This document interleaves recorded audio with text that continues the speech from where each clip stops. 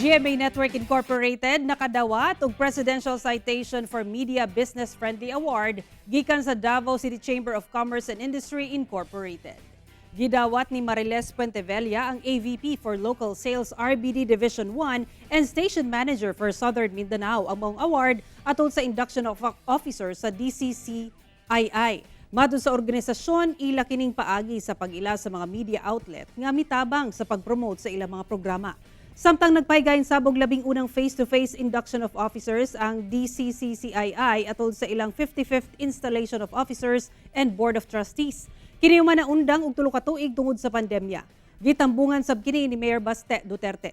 Si John Carlo Tria ang ilang bag-ong presidente sa DCCCII. Lakip sa ilang mga aktibidad ang Davao Investment Conference karong bulan sa Hulyo.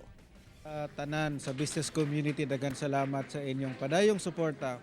As a chamber, we will continue to push for programs and policies that will benefit the business community and take advantage of recent economic reforms. We hope to continue our partnership to inform our business community of our programs and opportunities para sa ilahang paglambo o pagtubo po.